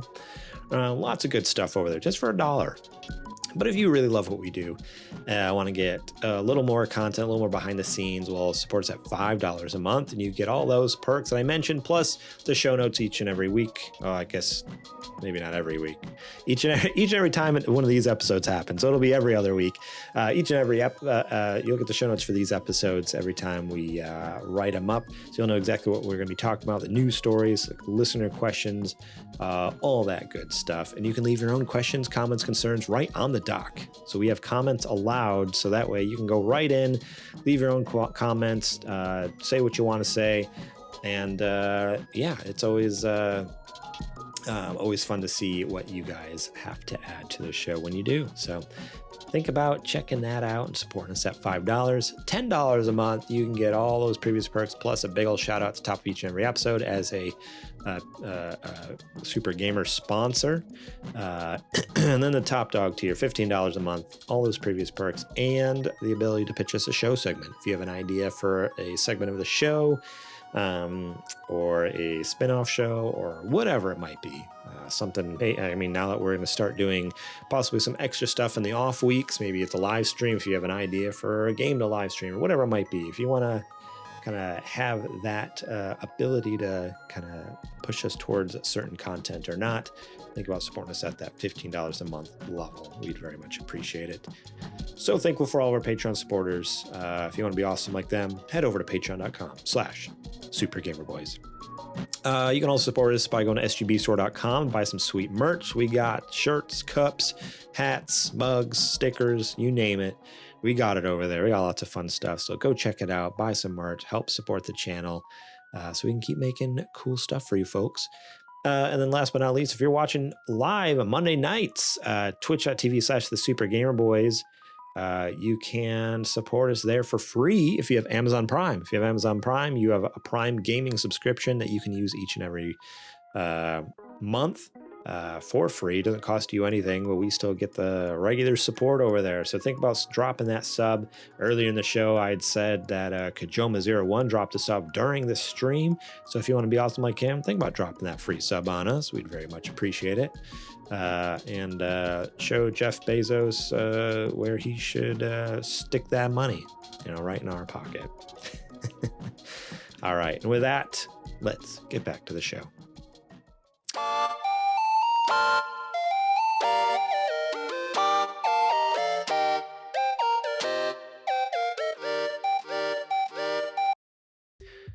All right, Adrian.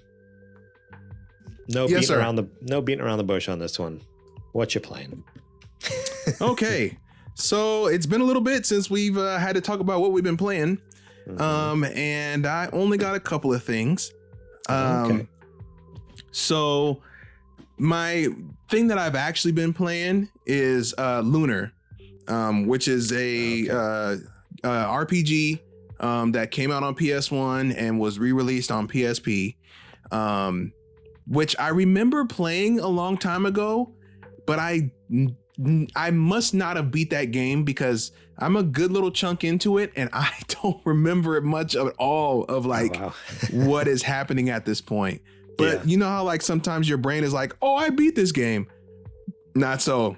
And I feel like the more I go back to a lot of older games, which aren't like Hallmark games, they're more of the lesser known ones. I'm like, you know what? I don't actually think that I finished this game. And don't get me wrong, I'm having a great time with it. And what I have memories of with it is great. But I don't believe that I beat that game. So I've been having a great time with that. On the larger scale side, I recently started Forspoken because it's come to PS Plus, right, as one of the free games.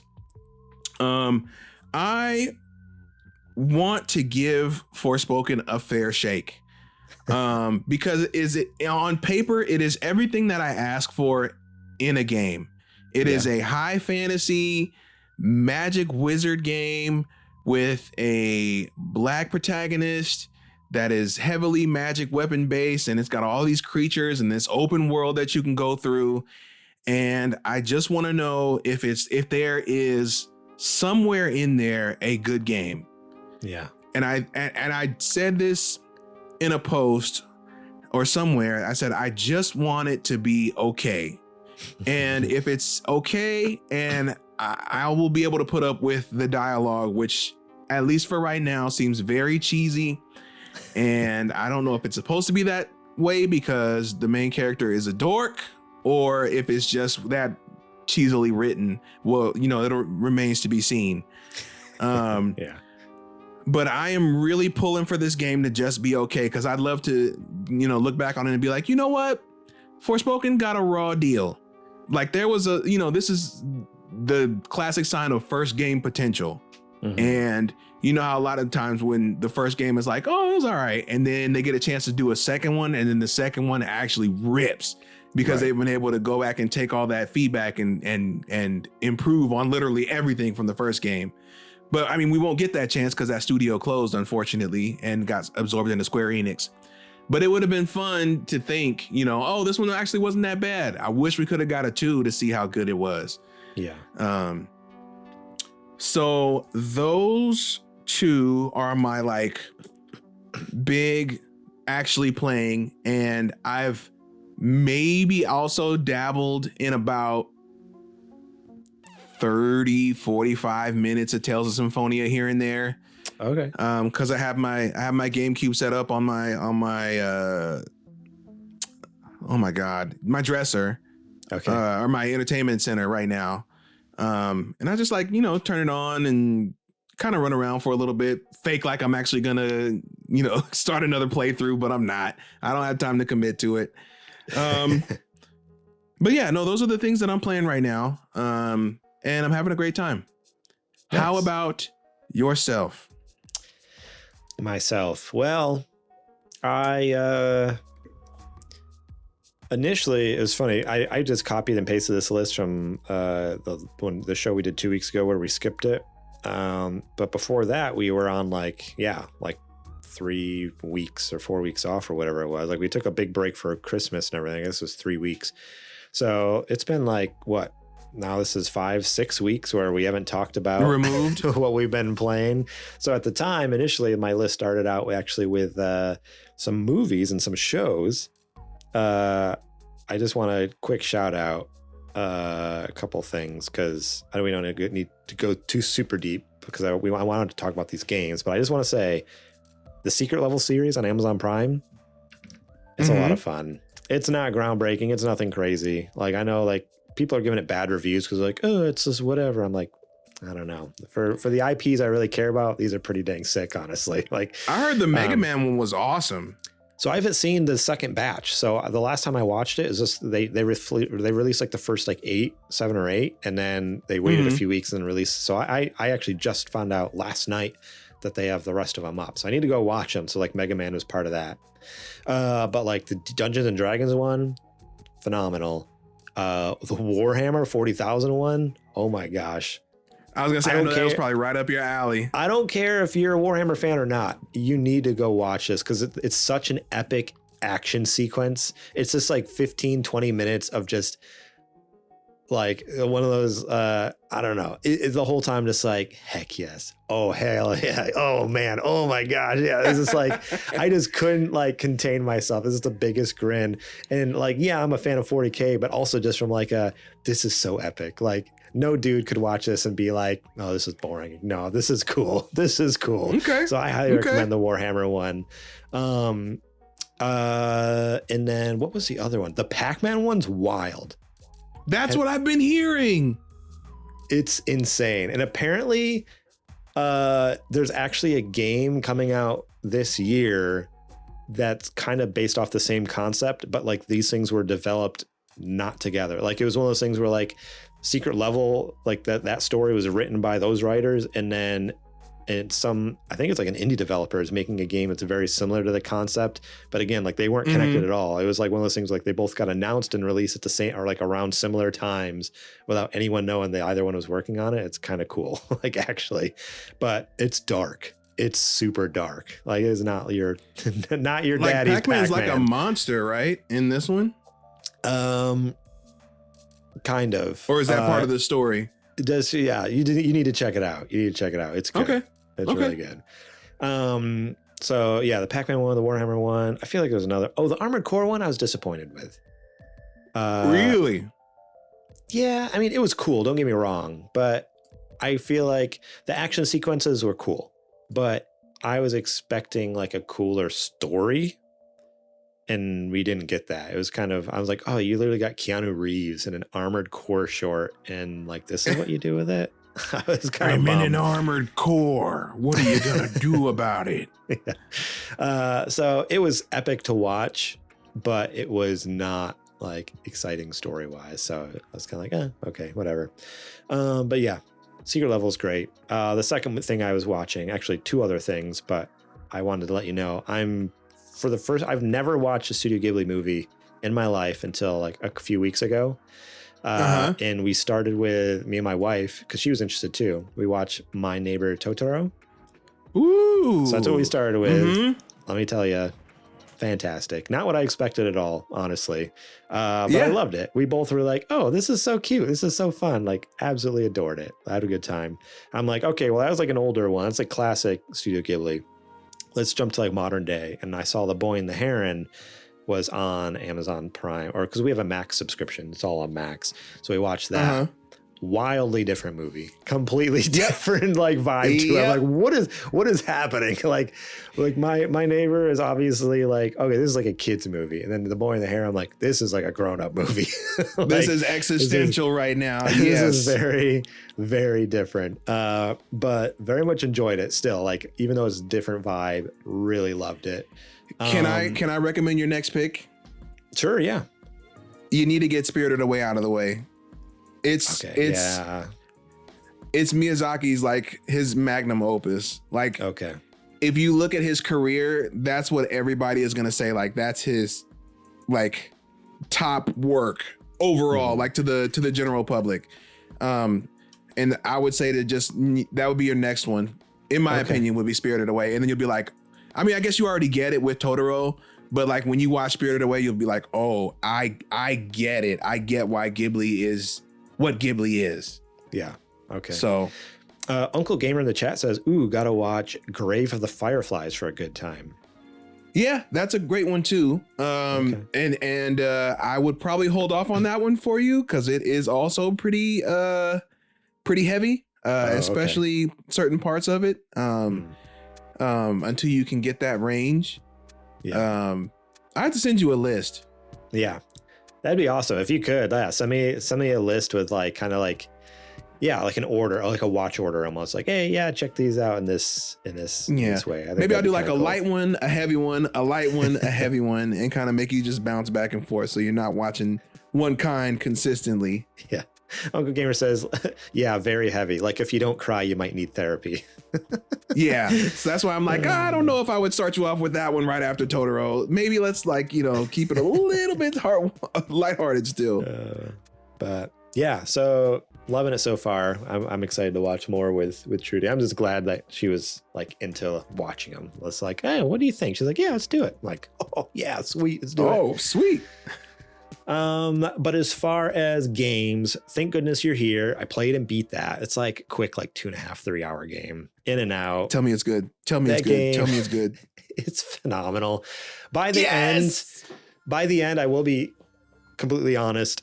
I was feeling like, okay, I get the formula of this game. Done. Yeah, I get the formula of this game. I'm ready for it to be done. And then it literally ended. Like the ending cutscene like kind of comes up. I'm like, oh, perfect timing. All right, cool. So it literally doesn't overstay its welcome at all. Like, it literally, like, I was like, how much more of this? And then it's like, all right, boom, boom, there's like this ending like music montage. And it's like, oh, okay, cool. This is great. This is awesome. Now, would you say it's worth the price of entry, or should I wait for a sale? How much is it? I don't even know how much it is. I think it's like $20 normally.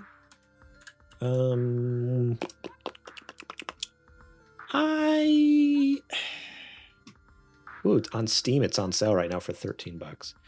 I might get it on sale because it's just like a few hours. I don't know. It seems kind of crazy to spend $20 on that. I got it on sale. Okay. And I got it too.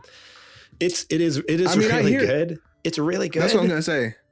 But I hear the writing is great, and a lot of the gags are really good. Oh yeah, no, that's the writing is fantastic. All the jokes hit so good. Like, and I mean, I just love that style of humor too. Like, I'm very much like dry British humor, kind of like weird stuff. Like, enjoy it's like a mix of like, like weird British humor and like what am I thinking of? Like Adult Swim kind of stuff, like mushed together.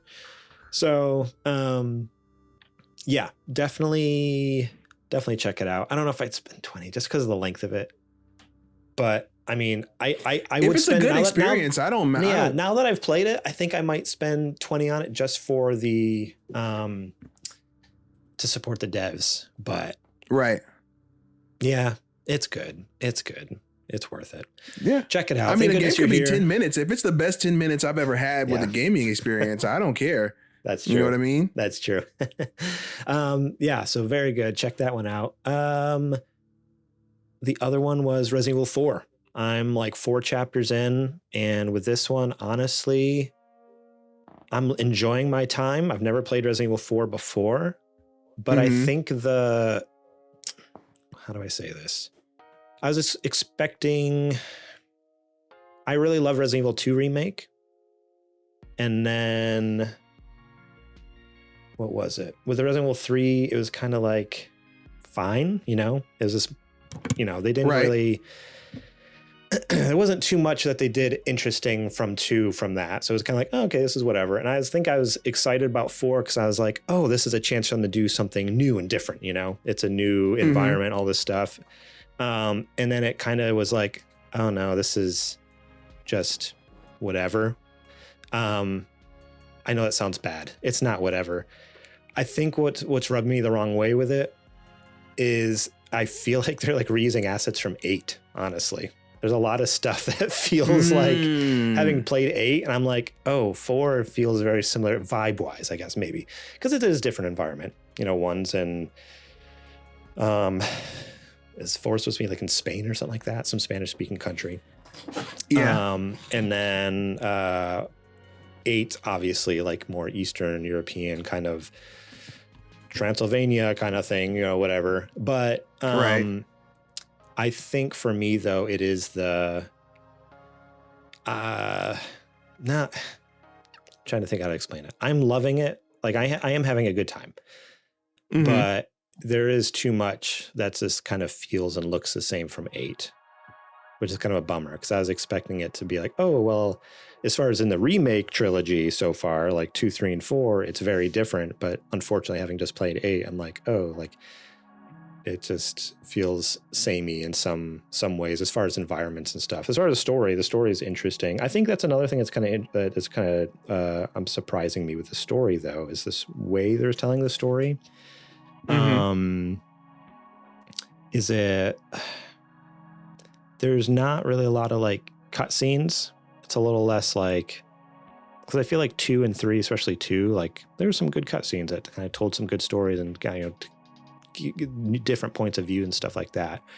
With 4, they've been doing a lot of stuff where there's cutscenes are very short, and then a lot of the storytelling is just happening while you're like walking around. Like you start a new chapter and it's like there's this lady in your ear, you know, like you call back to base and you check in with whatever the person in chair is kind of thing, and they give you like a little bit and then that's it. Like I don't know, I just feel like there's not a lot of like storytelling happening face to face with Leon. It's like him talking to someone on a phone.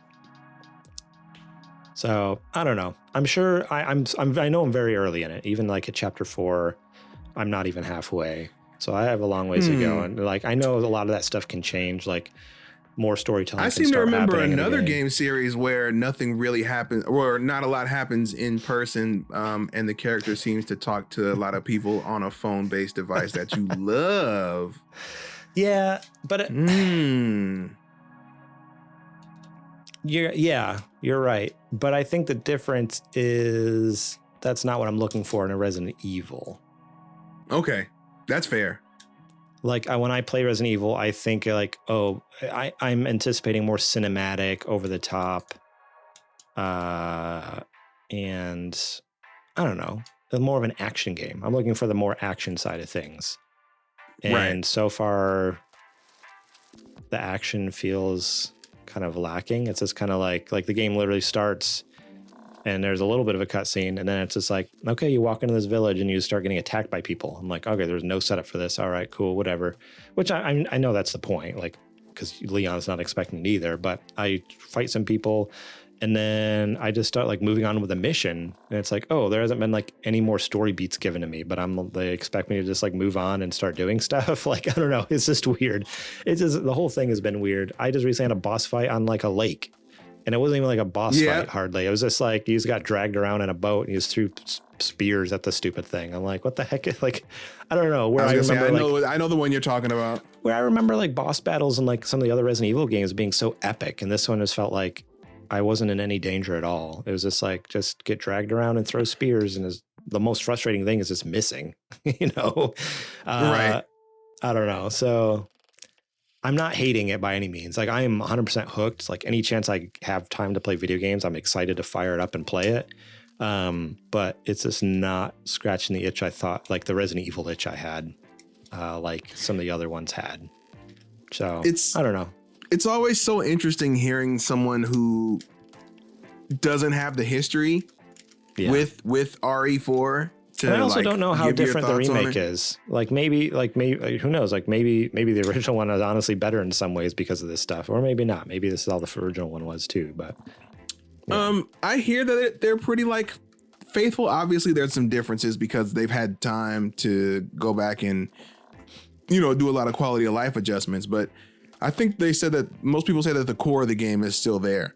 Okay. So if you did go back and play the original one, it would probably be, somewhat of a similar experience. Of course, it'd be lesser because it's GameCube, but even still. Yeah. I don't know. Yeah. I'm not hating on the game at all. Don't get me wrong, but it's just like, no, I don't think you are. I think what the problem is, honestly, is all the hype I've heard over the last 20 years since this game, came out or whatever it's been. I expected more.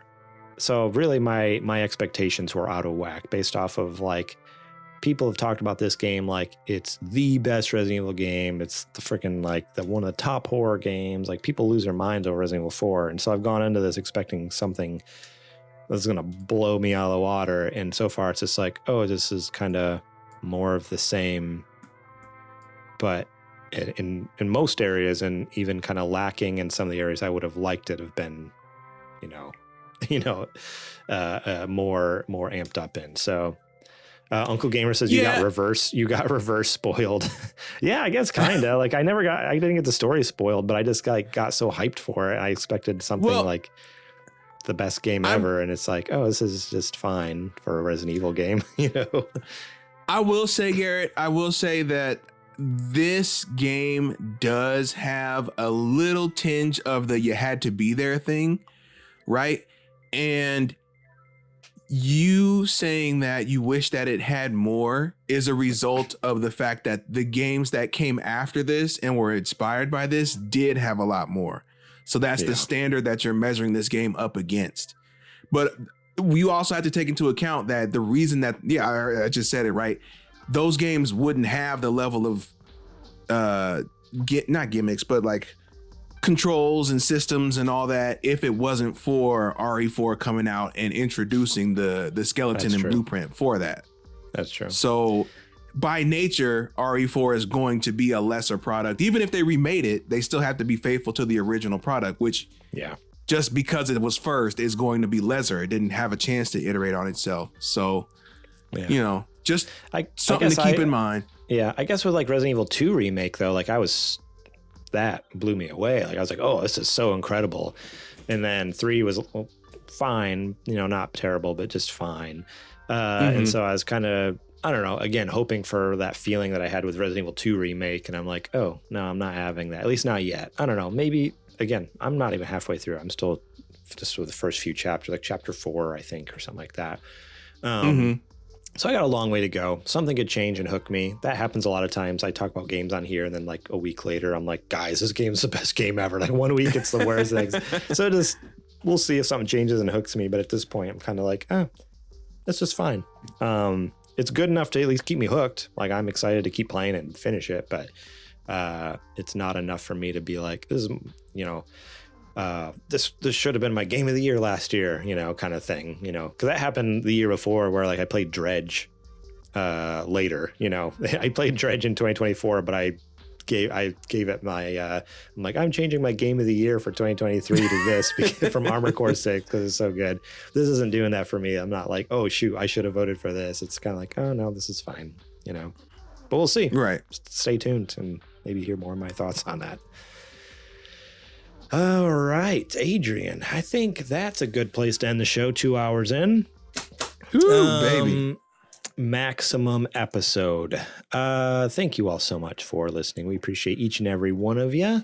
You guys are all awesome. Whether you're watching live here Monday night or listening later, if you're a Patreon supporter, you can get that. Come on, finish strong. Oh, I was just saying, if you're a Patreon supporter, you can listen to it later on Patreon, ad-free, or right after here. This episode, I'm going to edit it and get it up for you folks. Everyone else, got to wait till Wednesday, where you can watch on YouTube or listen on podcast apps around the world. You can support us over on patreon.com/supergamerboys. Support us over there starting at just $1 a month, or higher. I won't complain. You can also support us over at sgbstore.com. Throw some money our way and get some merch back in return. Or you can rate and review us. That'd be extremely helpful as well. If you're on Apple Podcast or Spotify, drop that 5 stars, leave a little review for us. It's always fun to read through those and see who's been listening to the show and hear their thoughts. Shout out to Jack, Sriracha, and Yate for allowing us to use their music on the show. Find them on Spotify and Apple Music. Links will be in the show description. You can find us during the week over at supergamerboys.com, Twitter and Instagram at supergamerboys. I am on Twitter and Instagram at gmorlang. Adrian, where can they find you at? You can find me any and everywhere on the internet at Homeboy. All right. And with that, that's all I got. Adrian, go ahead and take us out. You got it. Folks, thank you for hanging out with us for another episode of the Super Gamer Boys podcast. As always, we appreciate any and all forms of support, whether that's watching it live here with us on Twitch, watching the VODs on YouTube, listening to the audio podcast, buying merch, telling a friend, etc., etc. And we appreciate your support as we go through with this change in programming schedule. We really think that this is going to be a boon for us. So stay tuned, stay with us. We got a lot of stuff coming. But other than that, we will see you next week with our first set of alternate off-week content. So be here. More details to follow on social and in the Discord. We'll let you know what's going on. But other than that, as always, we are the Super Gamer Boys. And we'll catch you on the flippity flop. Whew, man, this new schedule is going to be something else. But I think it's going to be fun. It's going to be good. It's going to be good. And a good excuse to slack off. Were we still recording? Oh, shoot. We're still live. Turn it off. Turn it off.